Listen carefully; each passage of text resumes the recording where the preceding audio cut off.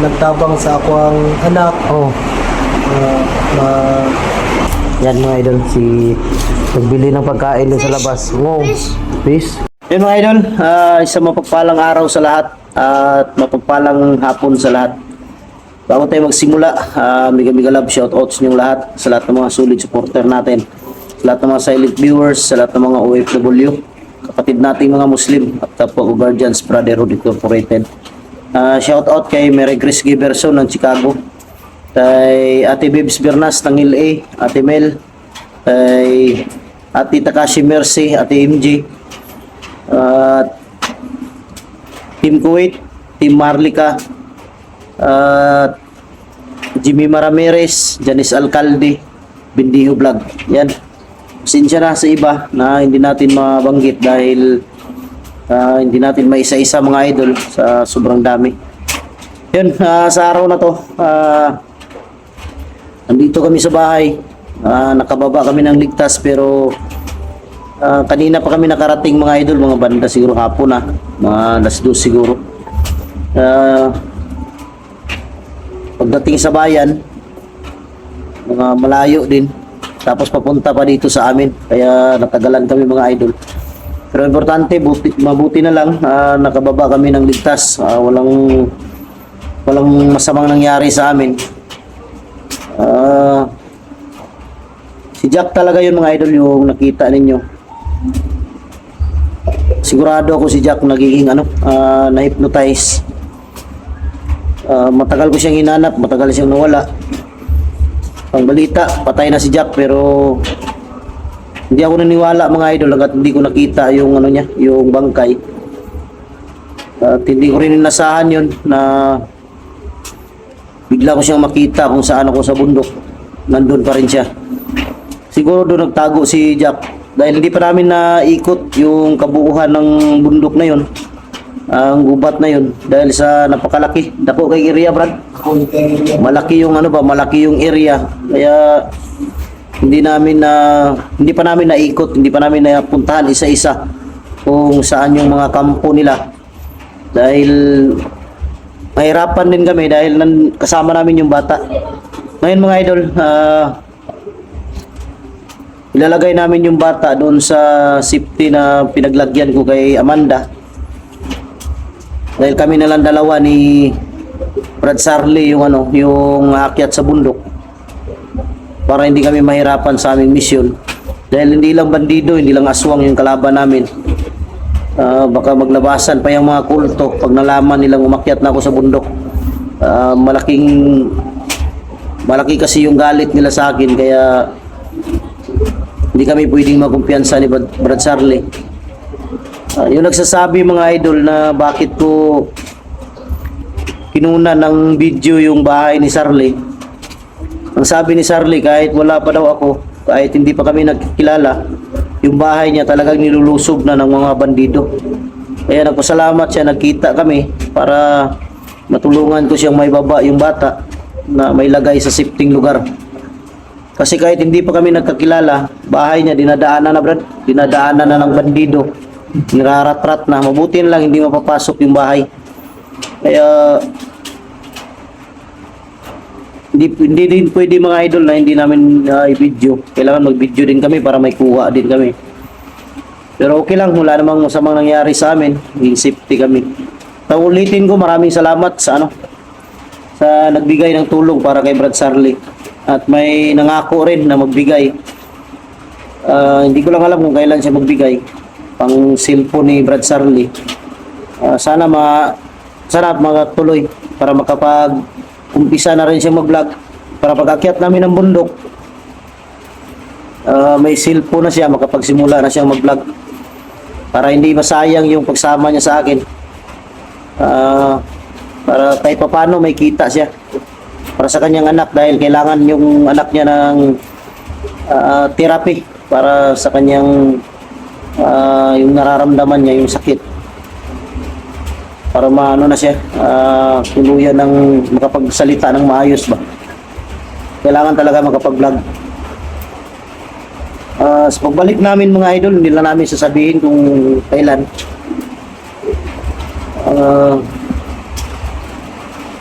Dahil bukas siguro punta kami sa patingin namin yung bata. May nagpadala naman. Yung nagpadala, Brad. So wala tong kanon para ma-check up ba, no? Oo. Oh. May nagbigay naman, gamitin namin yun para pang check up sa bata.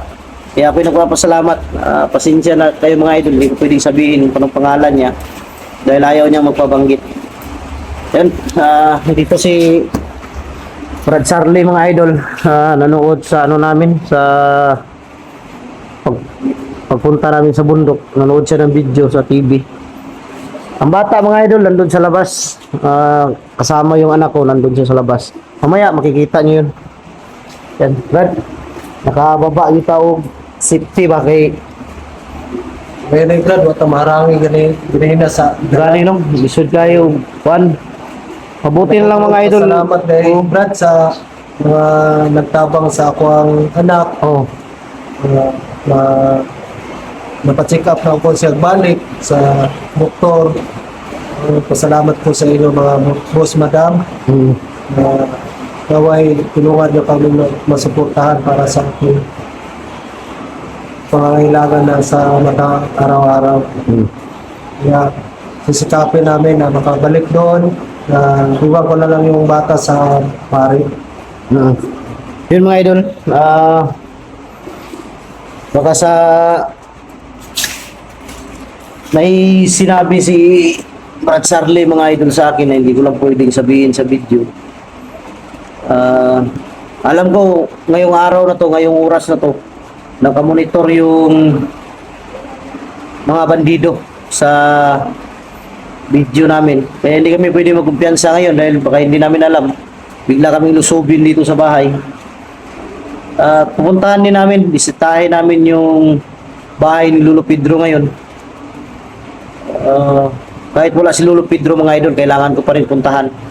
Dahil hindi ko alam na baka pinagpugaran na nila, pinagtambayan na nila yung bahay o may gagawin silang masama. Kaya kailangan ko makapunta doon mamaya. Problema lang, malakas yung ulan. Kanina pang ulan. Pagdating namin nila Brad Charlie kanina, basa kami. Dahil pakalakas talaga ng ulan. Kabutin lang, hindi mahirap yung daan. Dahil kung mahirap, hindi kami makatawid. Kaya mamaya Brad, samahan mo ako Brad. Puntahan natin yung bahay ni Lolo Pedro. Dahil hindi natin alam ba, baka anong gawin nila sa bahay. Baka pinagpugaran na lang. Oo, baka tambayan ng aswang dahil wala nang nakatira. Kaya yun ang dapat nating mapuntahan mamaya. Para siguro natin na safety yung bahay ni Lolo Pedro. Mabuti na lang mga idol, pasalamat ako talaga na nagkita kami ni Brad Charlie. Ang mahirap lang sa bundok ngayon dahil hindi lang aswang yung naging kalaban namin ngayon. Nakisali yung bandido, siyempre kalaban din, mortal na kalaban ko yung mga bandido. Tapos ngayon si Jack, commander.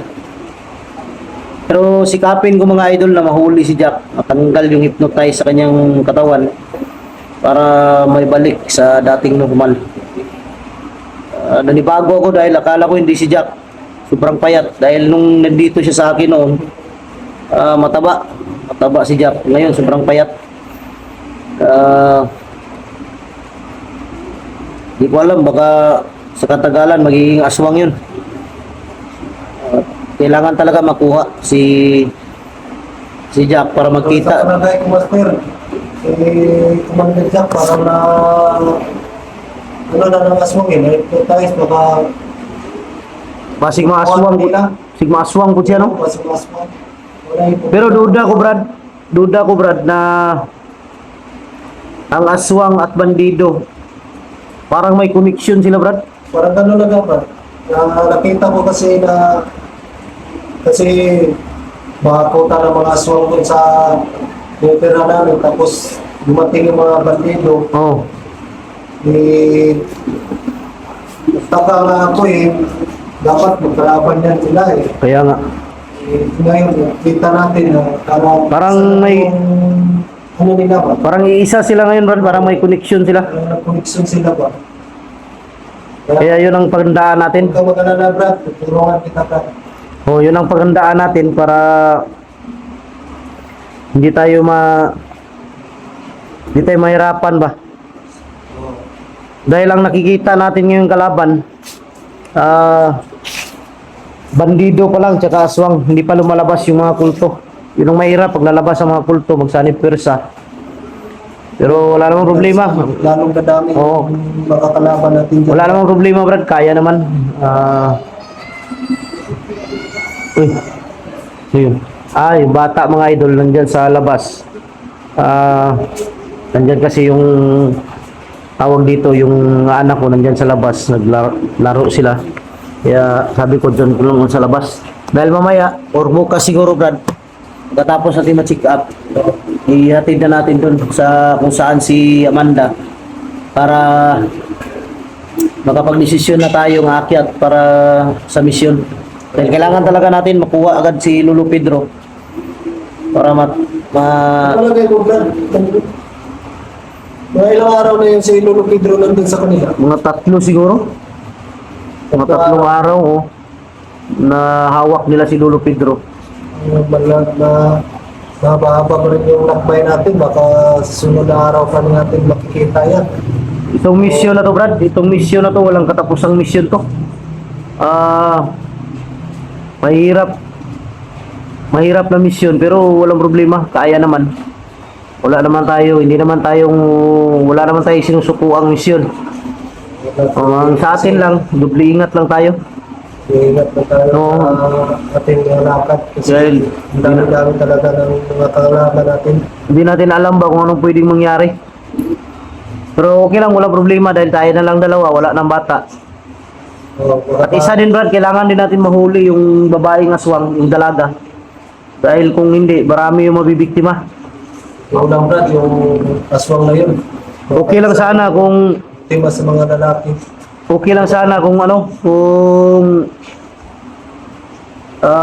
tawag dito, bandido yung bibiktimahin niya. Okay lang. Oo, okay lang. Problema dyan, inosente ba? Inosente ang yung ginabiktima, Brad. Gani, luoy ba? Anak ko ba, ang mga pamilya, mga namatay, Di, mura nag-uri din sila. Oo. Wala na kasi sila nakita nga mga anak. kilang sana mga idol kung ang biktima niya ay mga bandido at yung mga manyakis.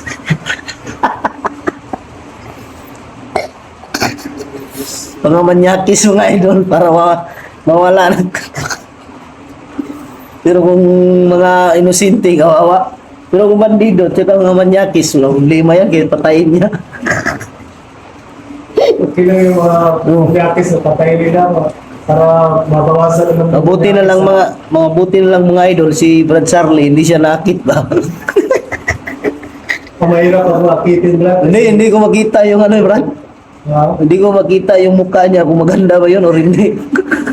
Hindi, nakita ko yan minsan. Doon maganda siya. Maganda? Oo, maganda. Ang damay. Nakita ko yan minsan. Magsalukuhan kami. Oo. Inano ko na. Pero hindi siya, hindi kanya inaano, Brad. Hindi naman siya makalapit sa akin, Brad, kasi may alam niya na may dinadala. Hindi kaya ano, Brad? Rasyon. Hindi kaya may dahilan kung bakit Lagi nagpapakita siya. lagi nagpapakita tapos inisip ko bakit lalaki lang yung binibiktima niya ba? Hindi kaya may dahilan, may malaking galit siya sa mga lalaki or ano. Hindi natin alam, Brad. Baka Hindi, malaman natin yan, Brad, kung Mahuli natin. Oo, mahuli natin. Dahil alam ko siguro may malaking galit yan, kaya ganyan siya. Yan mga idol, yung bata nandito sa labas. Lalaro. Doon sa labas talaga. Ini! Andito mga idol. Liga! Ali! Ali!